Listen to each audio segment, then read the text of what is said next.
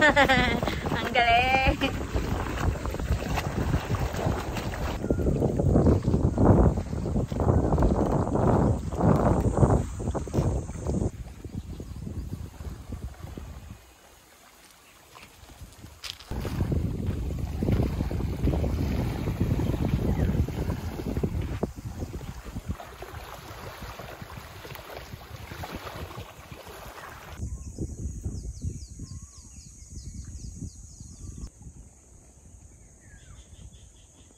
Hello guys, good morning.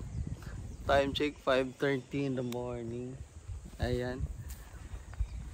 Grabe. First time ko lang tong ginawa. Kami lang ang tao dito. So, kami ay hindi mga professional campers. Ayan, pero ako ay professional stylist. Ayan ay grabe, natakot talaga ako kagabi kasi nga puro lang kung ano-anong tunog naririnig ko. Wala ibang tao dito. Talagang kami lang dalawa ni Mrs. ang magkasama dito. Wala talagang tao. At saka medyo mahirap yung kalsada. Hindi siya pwede pang sedan. Kailangan medyo mataas yung sasakyan mo. Yung mga SUV yan pwede pick up, mga ganon. O kahit na siguro yung basta mga matataas. Hindi pwede mababa kasi ang kalsada hindi masyadong hindi masyadong healthy, So, sobrang tarik. Ayan. At saka kami lang dito kagabi, wala yung may bantay dito nandun sa kabila. Pumunta lang siya dito para tingnan kami. Hindi umuwi din. So, magdamag dito kami lang.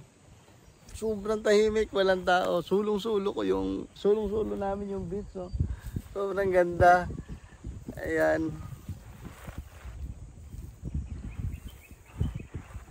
Ito ay malapit lang sa Matabungkay. Sako pa rin ng Lian ito eh. Lian, Batangas. Ayan.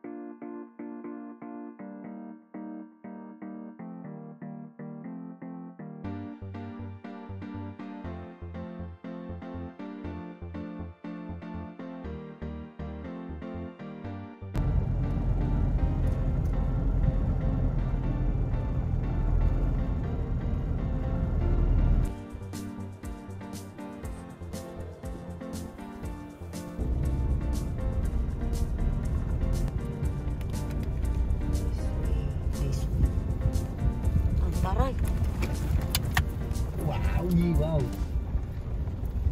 Yan pala sa mga kalsada yung ating dala. Uy, natakot man to dito. May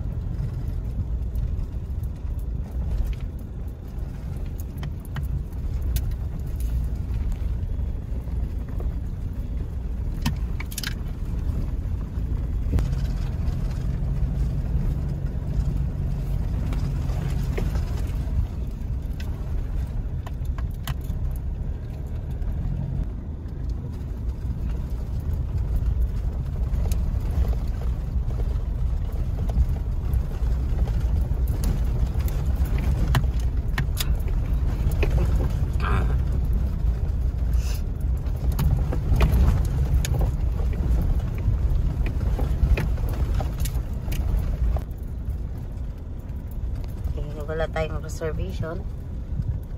Okay lang tayo. Ayan, nandyan. Dito ka mag-stop.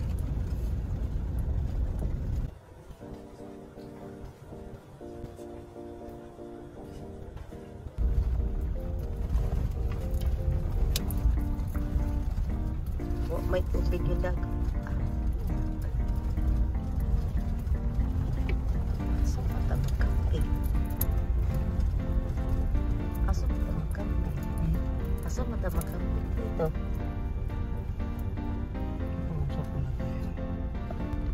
Okay. I'm happy. So, nakaramdam ako na.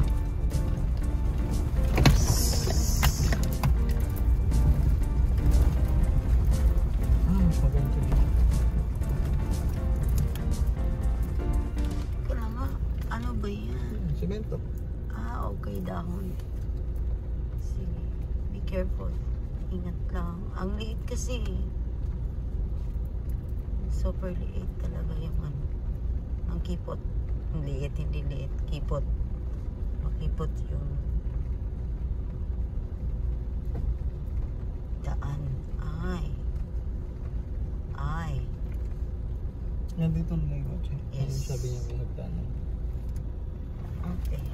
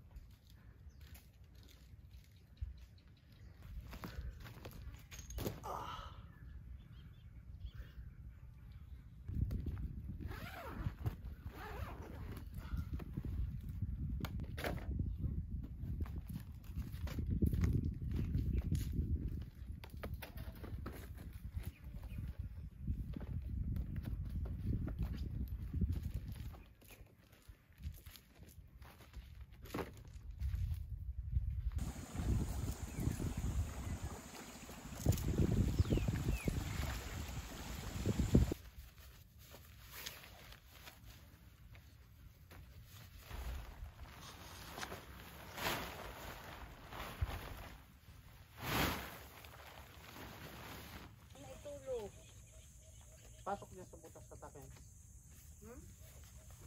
Tatakin mo yung butas.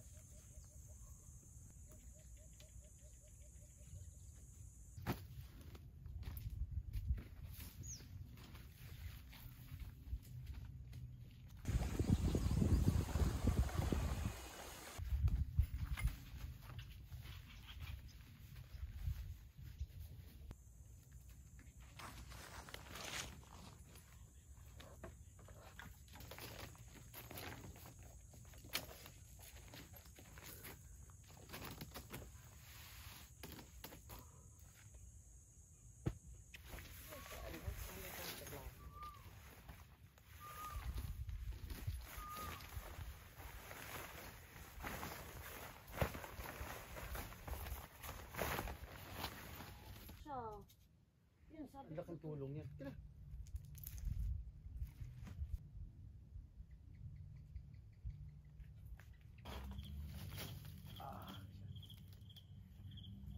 Akin natin ito yung spray.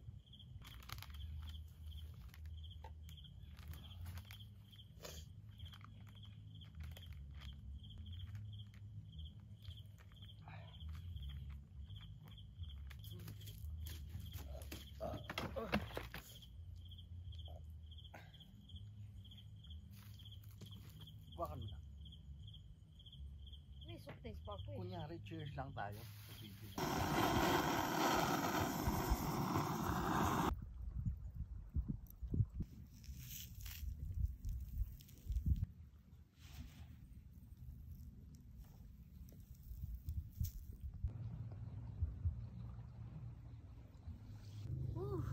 Sarap.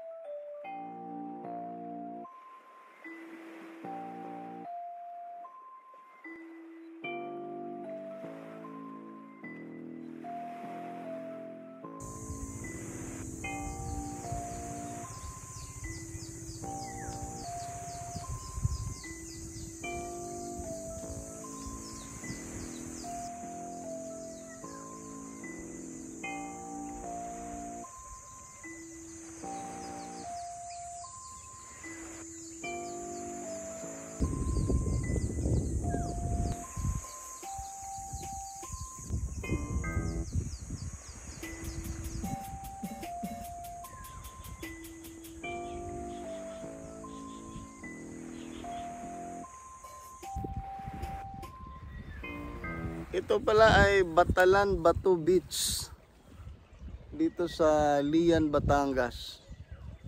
Ayan guys, may kuryente dito, may tubig din, may CR din. Sa mga car camping, medyo nakakapagod lang kasi nga yung parking nasa taas lang. Tsaka sobrang liit lang ng parking, siguro mga 3 sasakyan lang kaya. Ganun lang. Meron silang main doon sa kabila. Yung pinakaano nila, yung bullets nakalagay doon eh. Pero ganun din, Batalan Beach Resorts. Medyo maluwag ang parking doon. At saka mas marami ang pumupunta doon. Pero malapit lang, siguro mga ano lang. Pwede nga lakarin eh. Pwede siyang lakarin, nilalakad lang nung bantay papunta rito. So sobrang lapit lang, kasi lang mahirap yung kalsada papunta rito sa pinuntahan namin sa kabila. Parang nandyan lang sila sa tawid. Tuturo ko yan. Ayan na, yung itong ayan, itong bundok na yan, parang iikot na dyan sa tawid, nandun yung beach nila. Kaso walang kalsada dito, kaya may kalsada sila sa ibabaw dinaan. Sobrang tarik, umakyat sa bundok, tapos pababa dito. So doon mas malapit ang sasakyan sa kabila, pero hindi siya car camping. Camping place pero hindi pang car camping na katabi mo yung sasakyan mo. Ayan dito, yung sasakyan nasa taas lang. Napagod ako magbuhat ng mga gamit. Yun lang ang disadvantage. Magbubuhat ka ng gamit mo. Grabe doon, pinagpapawisan talaga ako kahapon. Makapagod mag-set up, lalo na sobrang dami mong gamit. Nakapagod ako, wala nga akong kaunti lang yung gamit ko, pero napagod din talaga ako. Ayan, pero sulit naman kasi nga, biruin mo, ayan, walang ibang tao, kami lang dalawa. Katuwa lang, parang pag-aari mo yung beach. Ayan. Ayan, okay na rin, ang ganda ng buhangin eh. Actually hindi siya white na white, pero pwede na. Ayan. Kaso kahapon dumating kami ng hapon, low tide siya. So walang tubig dito, bumba yung bangka na yan. Low tide, hindi maganda tingnan. Pero around na 11 o'clock ng gabi, may tubig na siya. Hanggang ngayon, yan. Pagkagabi, umabot siya dito. Ayan, yung mga guhit na yan. Ayan, time check, 5:40. Ayan, 5:40. Ayan. Kakalabas lang ng haring araw. Ang ganda ng sunrise.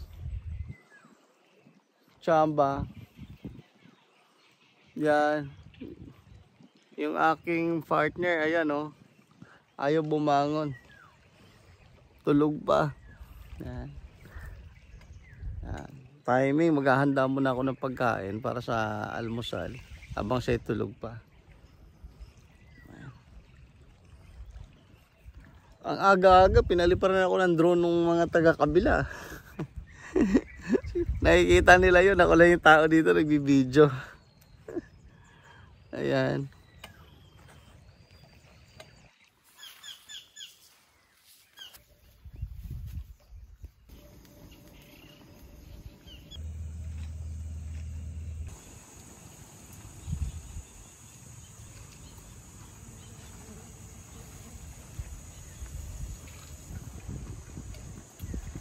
Talaga akong dinarambasan. Okay.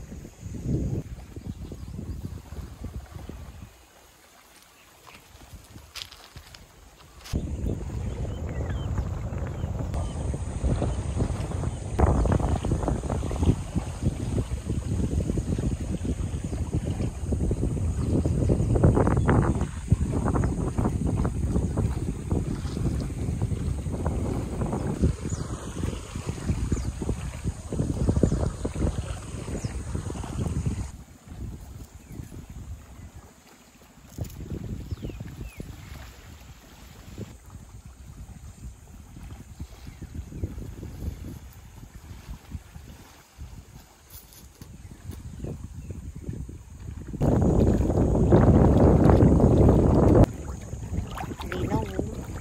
Wow. Wow. Yes.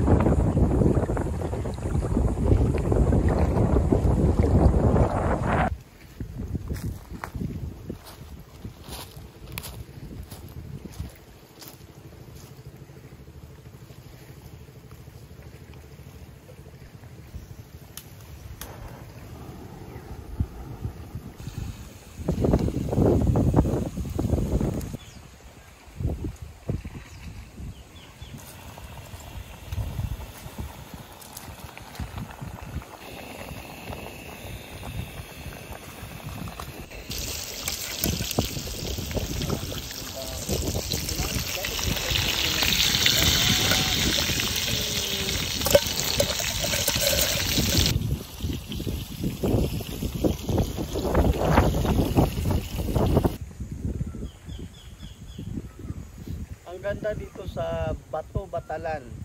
O, Batalan, Bato. Sa Waze, pagka ginogel mo siya, Batalan, Bato, Lian, Batangas. Ang ganda dito guys.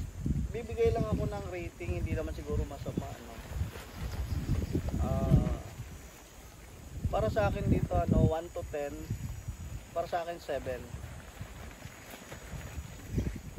Sa mga mahilig mag car camping, hindi siya masyadong ganon ka-komportable dahil ang layo ng park mo nasa taas. At saka ang liit lang ng parking dito, siguro kasya lang mga 3 sasakyan, parang hirap na i-park doon. Kasi talagang ang liit lang ng bunga. At saka walang cottage dito, meron lang silang isang ano dyan, isang rest house, parang ganon. Tapos ito na yung dalampasigan na kaagad. Maganda, meron silang ano dito, dalawang, anong tawag dyan? Balsa. Yung floating balsa. Dalawa. Hindi ko alam kung magkano ang rent dyan kasi hindi ko natanong.